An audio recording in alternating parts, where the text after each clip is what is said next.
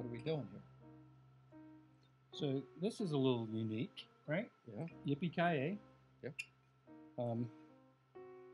It's been in 2 different kinds of barrels. Got it. Right? So we talk about juice all the time. Mm-hmm. I think it's time we talk about some barrels. Correct. Mash bills, distillation methods, yada, yada, yada. So before us, we have a selection of bottles here. Our Blanton's, which is really everyone's go-to if you can find it somewhere. We have a barrel-crafted bourbon. These people take different bourbons and mix them together and come out with some delicious juice. We have this particular Yippee-ki-yay, which was in a vermouth bottle and Syrah. Syrah, right? We have the Bardstown blend. Fusion. Right. So three different sources of blended to come up with that. Right. And then Old Fitzgerald. Bottled and bond. We can talk a lot about juices, but more importantly, the barrel. The barrel. We're here, Brown-Forman Cooperage, and we're getting ready to go in and take you behind the scenes as to how they put together barrels and what really makes the juice, right? Come with us.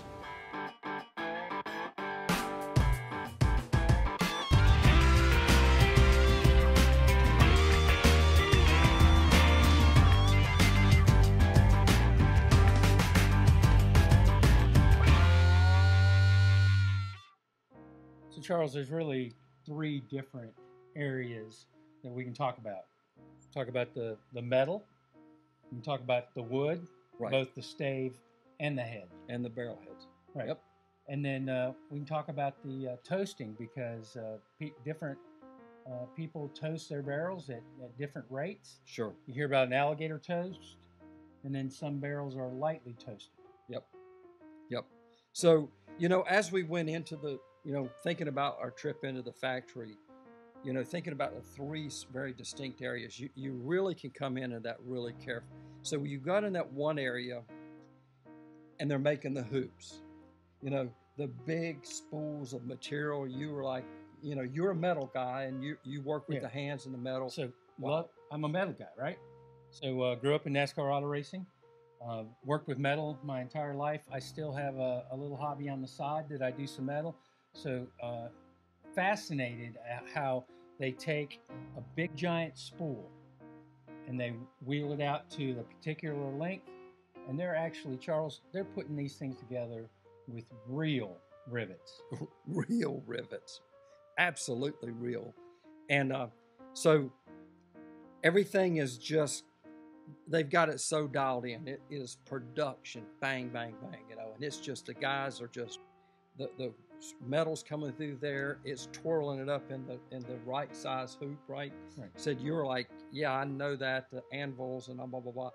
And then they get over to the spot, as Troy was talking about, and in the Brown-Forman cooperage, if there was no other markings put on the barrel, you can identify their barrel by this one simple thing. And what was it? It's the rivet heads. Remember that? Mm-hmm. It had the B in it. Yep. Right in the rivet. Because as they're forming that rivet head, they actually have a special tool that puts that B in. Stamps there. it right in. Right. But then we kind of move from that area, so we kind of move from the area of the hoops and the steel and that part of it, and then you kind of move over. You kind of think about it as you don't just kind of think the barrel just kind of comes together. But the really fun part was watching the one area making just the barrel heads, right? And the way that they were machined and automated. Very automated, that particular part of the operation. I'm still amazed at how hands-on and how labor-intensive barrel making is.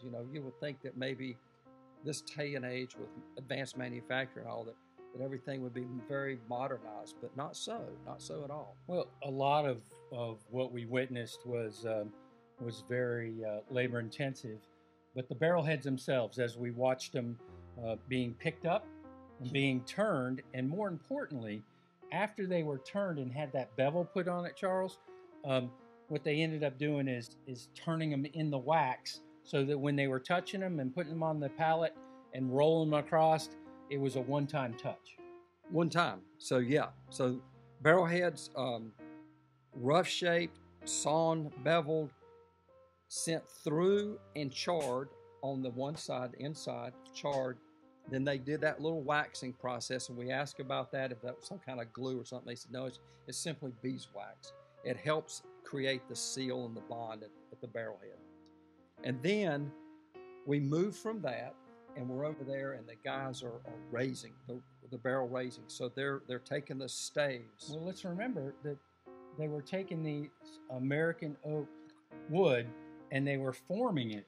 Right. They have to plane them. Yep. Yeah, because it has to have a particular shape, because as it curves up, it's got to almost have an egg-type shape, a perfect shape to it. So as we watch this gentleman go ahead and shape that. Oh, he was just and flip it over and just one right after another. And so, yes. So then they take that card of all the staves that have been perfectly machined to the right size and angles or whatever, and then they marked them. Well, in marking them, the guy with a Sharpie that was putting a different color, little dot, yeah, each right, yeah, and I was like, wow. So again, it's how labor intensive, and you think about all of the variables that go into all of this before the juice ever gets one drop put in it, right?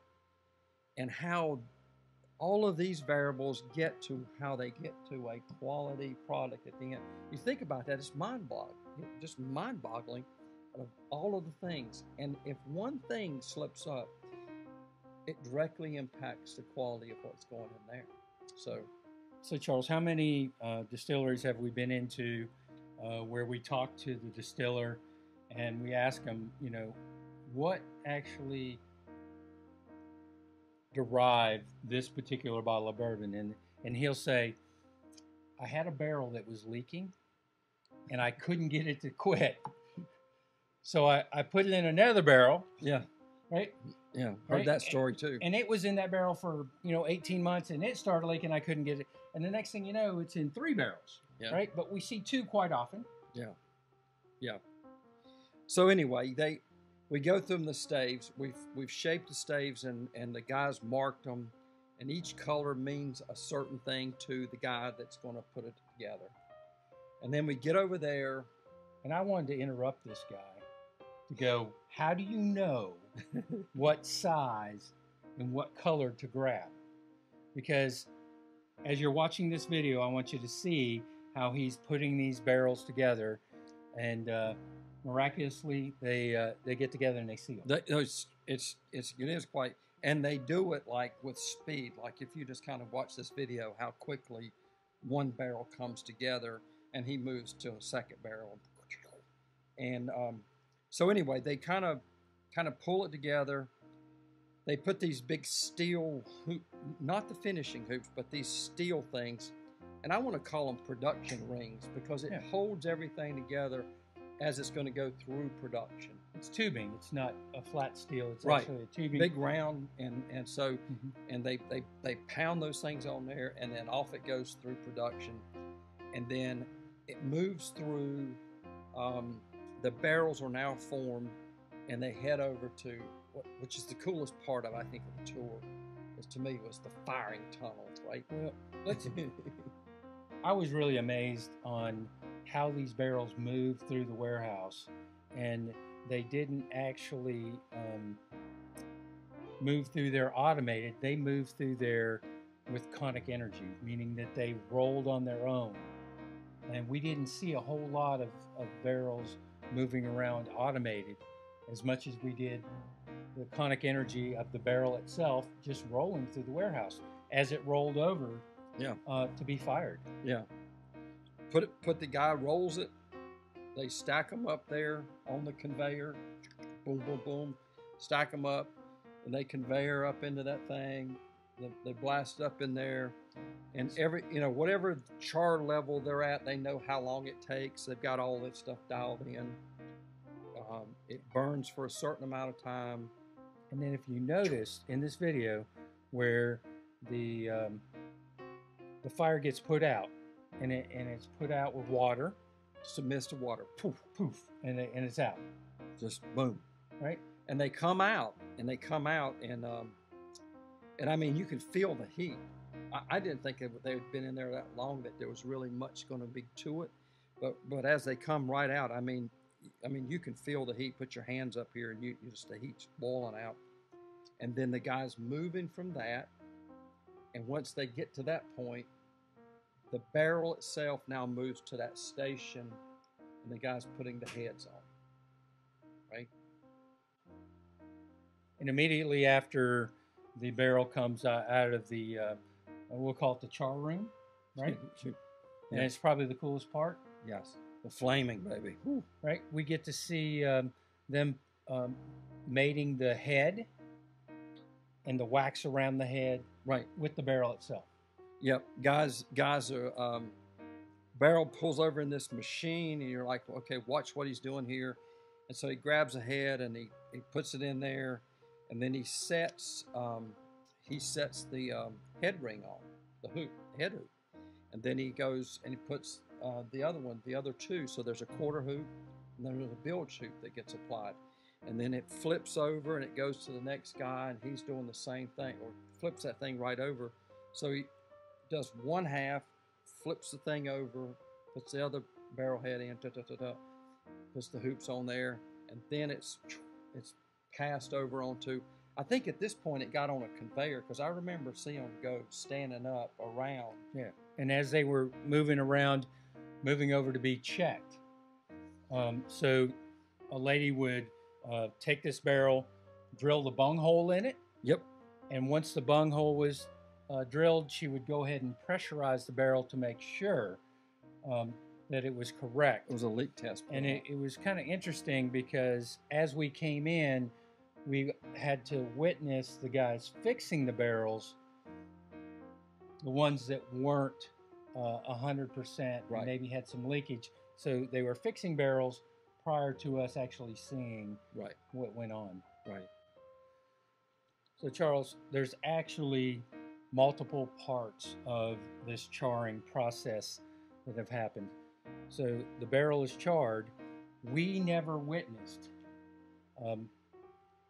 something near and dear to my heart, which one of my go-tos with the Brown and Foreman brand is Cooper's Craft 100. And it's done the same way as a Sinatra Jack Daniels, right, where they actually router the inside of the barrel after it's charred. And right, we didn't get to see that part, but we got to see what the barrel looked like. Oh yeah. Very cool. Very cool. And as they, kind of explained to us about that particular process, is so, can you imagine, they have the barrel, I think this router thing goes in, and it cuts those grooves in the barrel. Sure. And interesting part was, they don't dump those shavings out when they router that. They leave it in, because it is technically part of the barrel. And so they leave the shavings in there, put that final barrel head on, seal it up, and then goes off to the distillery for juice put in it. And so they've got, you imagine you've got some charred. Now you've got, it was interesting because you've got the charred area, but where it routed out, it has, you have clean oak that's now exposed, which makes it, and I think that's how, that's how Cooper's Craft is getting its unique flavor profiles. And they're doing it in a pretty short time, from the time they're in the barrel is it 4? I don't even know if it's 4 years or not, but anyway. So every one of these bourbons that are sitting here before us, crafted in a different way, not only with mash builds and not only with blends, but truly with the barrel and the wood that we see. And one of the things that we didn't talk about, and we'll talk about in another show, is how they add staves to things like Maker's Mark 46. Right. And they add the different types of staves, like the French oak, to give it that unique flavor that it has. I think for uniqueness of this is, you see the barrels, finished barrels at in the rick houses, right? And you really, if you again have an opportunity to go into a cooperage and see it, everything being made. I love the visitor center from at the Brown Foreman there. They had the visitor center, so you kind of go in and they kind of give you a little background and history, and also kind of a little safety, obviously because you're in a manufacturing facility, and they talk about the safety procedures and where you don't go and stay behind the yellow line, that kind of stuff. But really walking in and just observing each area and watching these guys that are as craftsmen. I mean, yeah, I think honestly, you think about it, you probably could automate the entire process if you really put your mind to it and people really wanted to. You probably could automate that entire thing. Maybe. I will disagree. No? Okay. Being a Six Sigma Master Black Belt, I know what it takes to automate things, and the human touch.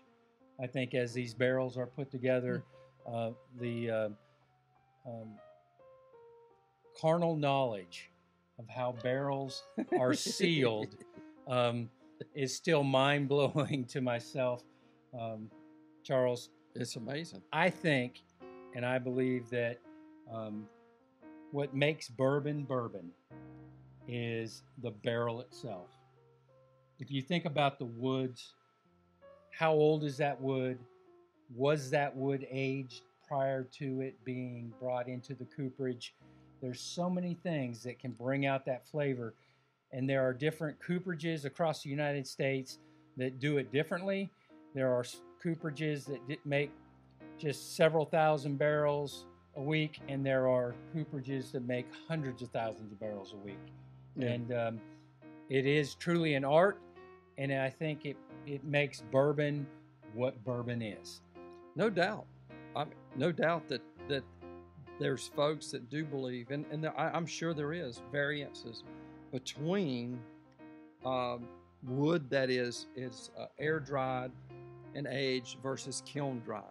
There is between what we saw in a lot of the cooperages, it's a gas flame versus those that are putting the barrels over natural fires to char. All of those things bring those beautiful nuances to what we get to enjoy here in the bottle. So, in the bourbon lifestyle, my friend. Folks, cheers. Cheers.